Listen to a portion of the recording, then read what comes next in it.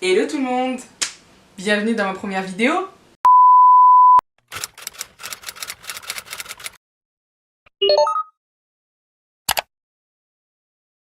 Alors commençons par le commencement. Qui suis-je? Bon bah moi c'est Leslie, j'ai 23 ans et je suis en dernière année de master spécialisée en data, marketing et intelligence artificielle. Sur ma chaîne, vous allez principalement retrouver des vidéos data avec leur utilisation au quotidien, que ce soit par des entreprises ou d'autres personnes.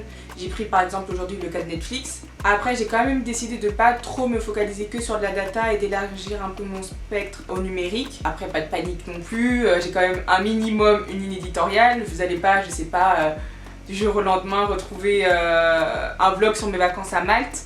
Mais je vais quand même élargir mon spectre au numérique et pas rester que sur de l'analyse de données, même si c'est quand même le principal de ma chaîne.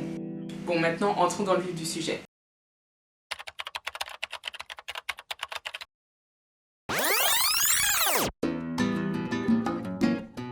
Alors déjà pour commencer, il faut savoir que Netflix existe en vrai depuis 1997.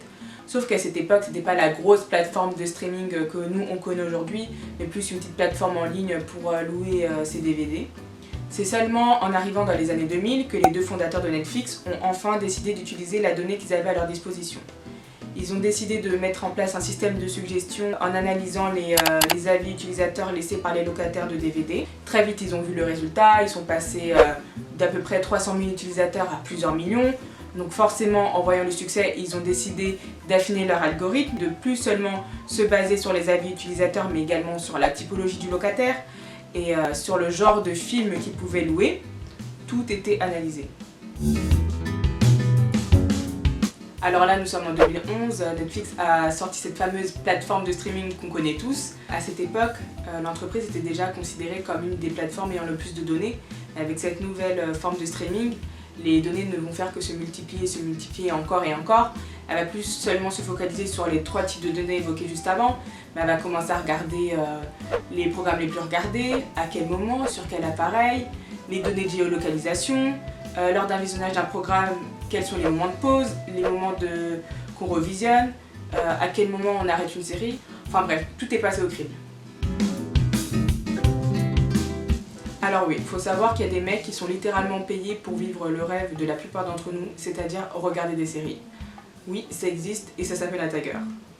En gros, Netflix embauche assez régulièrement des personnes pour visionner ses programmes et ensuite les définir avec des termes assez précis pour ensuite nourrir l'algorithme et affiner sa pertinence de suggestion pour les clients. Ça, ce métier, c'est clairement la vie que je mérite.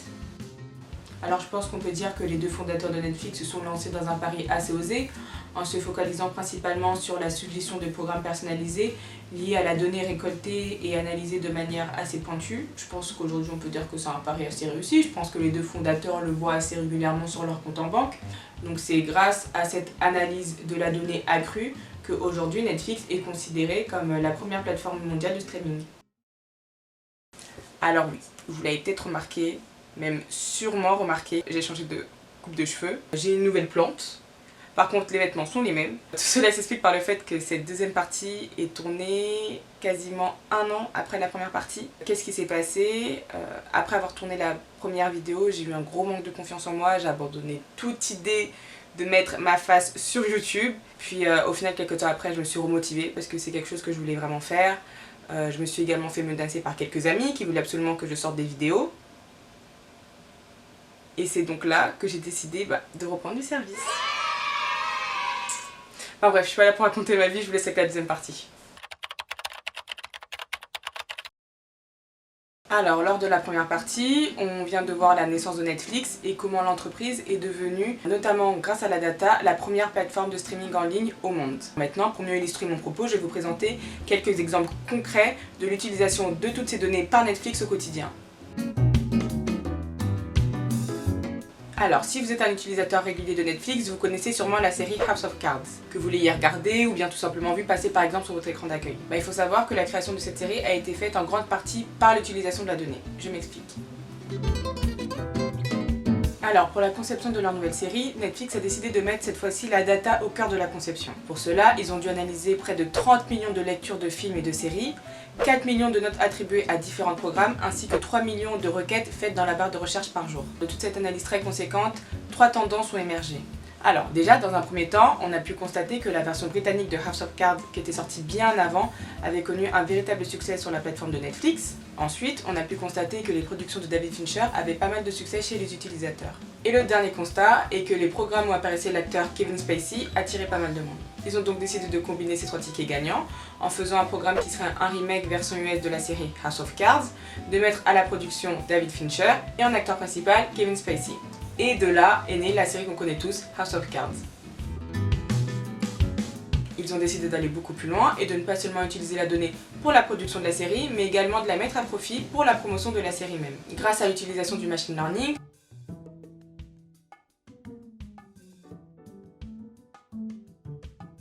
l'équipe de Netflix a pu retrouver des programmes mondialement connus qui ont un peu le même univers que House of Cards. Parmi eux, on peut retrouver la série Macbeth. Rien qu'en regardant ces affiches du premier coup d'œil, on peut déjà observer une forte similarité, que ce soit au niveau des couleurs ou bien même du style. On peut le voir sur l'affiche 1 comme sur l'affiche 2. On a le personnage principal au centre avec une expression assez forte, puis derrière un fond gris dans des tons assez neutres. D'ailleurs, si on reprend la gamme des couleurs des deux affiches, on est en effet sur quelque chose d'assez semblable. En effet, les bandes annonces aussi n'ont pas échappé à la data. Il n'y a pas eu 1, 2 ou même 3 bandes annonces créées, mais 10 différentes. Chacune pour un type de public cible distinct. Par exemple, si Netflix constate que vous regardez régulièrement des films où joue Kevin Spacey, on va vous proposer une bande annonce où on voit l'acteur principal en action. Si par contre vous regardez souvent des programmes avec des femmes fortes mises en avant en rôle principal, là on vous proposera une bande annonce qui mettra en avant les personnages féminins.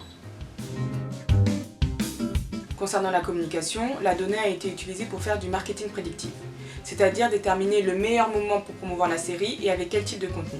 Ils ont par exemple sorti une nouvelle bande-annonce pour la saison 5 lors de l'élection de Donald Trump. On retrouve dans cette vidéo teasing une apparition de la Maison Blanche avec le drapeau américain retourné à l'envers et en fond sonore des enfants qui récitent le texte d'investiture.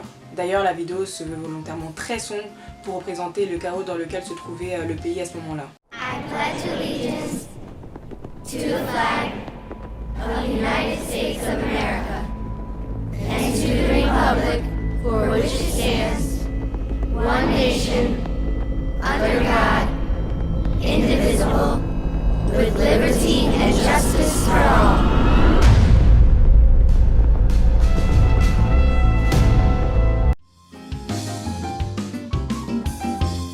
Alors comme vous le savez, un des buts premiers de Netflix est de nous faire rester le plus longtemps possible sur la plateforme et nous faire consommer le plus de programmes possible. Pour cela, tous les moyens sont bons et Netflix n'hésite pas à mettre à profit la data pour atteindre son objectif. Vous avez peut-être déjà remarqué que pour le même programme, vous n'aviez pas la même image que votre pote, que votre père, ou bien même que sur votre propre accueil, vous avez une image différente au fur et à mesure du temps. Tout cela est normal, ça fait partie d'une stratégie bien pensée de Netflix, je vous explique tout maintenant. L'équipe d'ingénieurs collecte un maximum de données sur vos habitudes de consommation, avec par exemple le type de programme que vous regardez, pour ensuite mettre en place des algorithmes qui vont pouvoir déterminer la probabilité que vous cliquiez sur un contenu en fonction de l'image proposée, ou bien la sélection d'images idéale pour chaque utilisateur. Il y a d'ailleurs en moyenne à peu près 12 images par programme pour 12 profils différents.